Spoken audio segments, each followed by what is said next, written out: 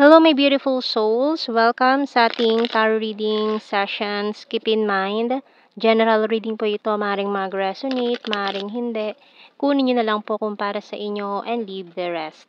Maaaring mag-shift na energies or magkabaliktad ang sitwasyon, kaya kayo na pong bahala kung saan kayo nakalugar sa reading natin. Okay, so let's see.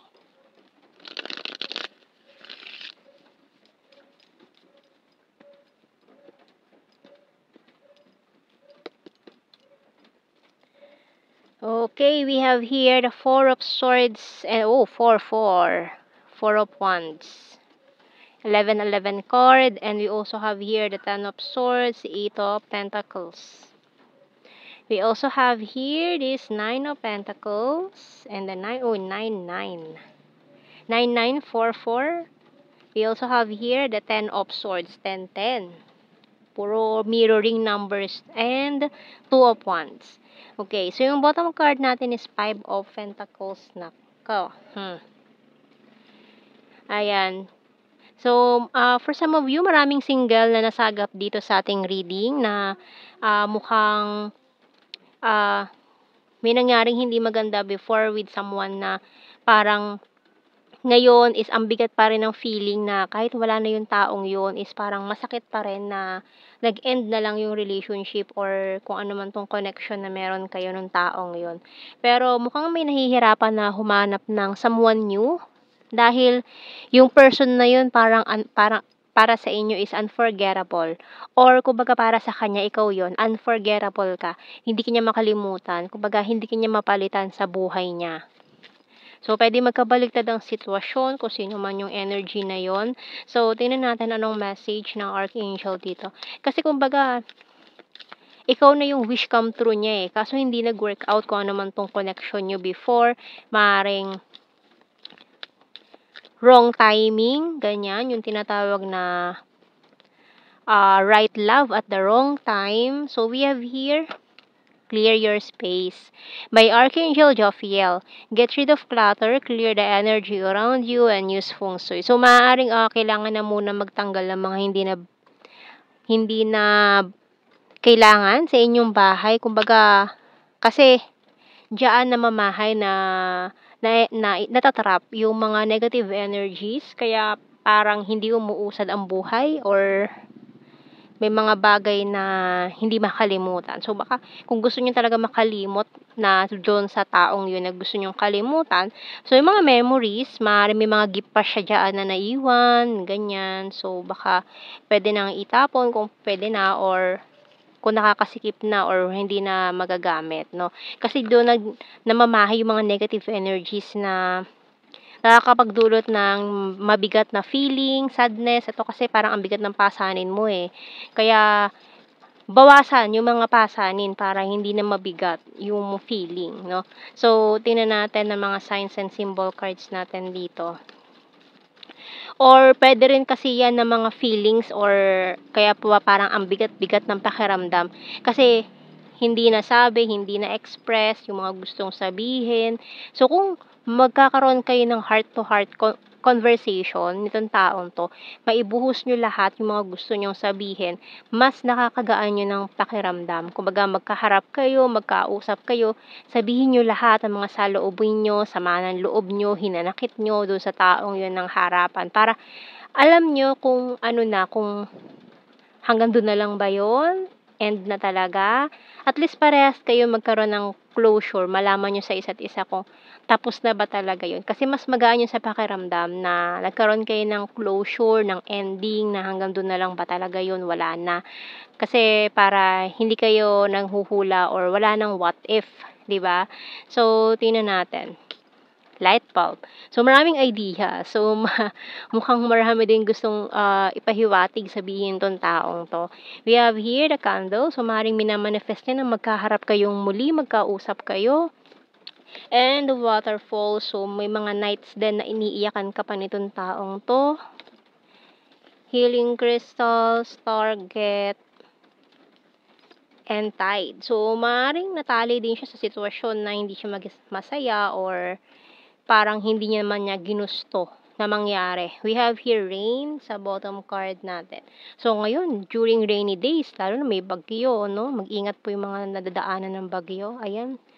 So, mukhang nagsisenti itong taon to na alala ka, namimiss ka niya, ganyan. Maaaring umiyak-iyak pa yan kasi binabalikan niya yung past.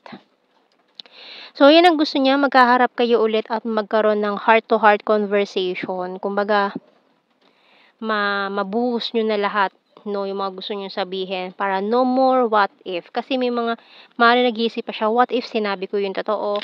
What if ganito? What if ganyan? So, what if may feelings pa siya sa akin pero in-ignore ko lang or hindi ko na siya binigyan ng chance mag-explain, mga ganyan. Daming what if dito.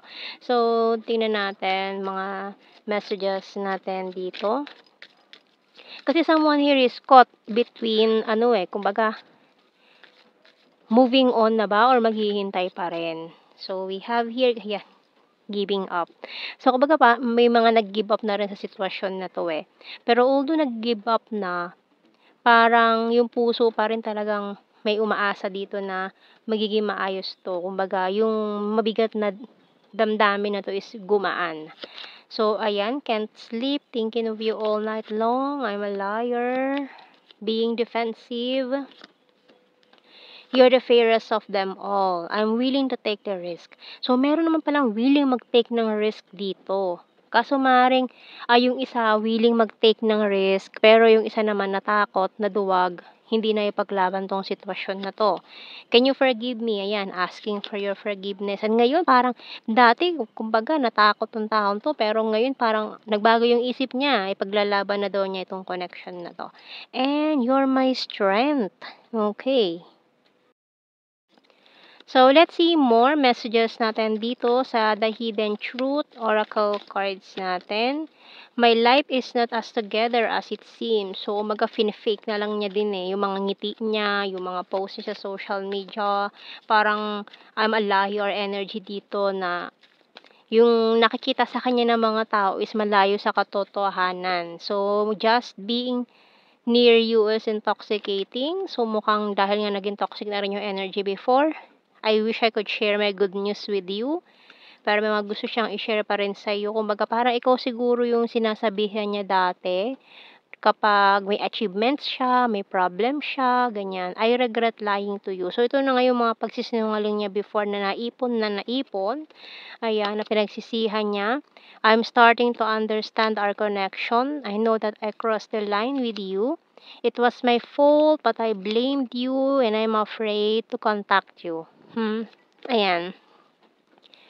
Kumbaga parang natakot pa rin niya na kausapin ka eh, nalapitan ka. You speak to me through music. Pero may mga hints ka na marireceive through music na mukhang galing sa taong to. Ayan. Kung meron man kayong, tawag doon, theme song, ayan. Kung meron kayong theme song or yung mga music na pinaparinig niya sa'yo before, yung mga messages doon is talagang para sa'yo yun. Kuha tayo ng initials, pwedeng initials ng pangalan nyo, anything na pwedeng mabuo connected sa inyo, ng person na to. FVR, letter D,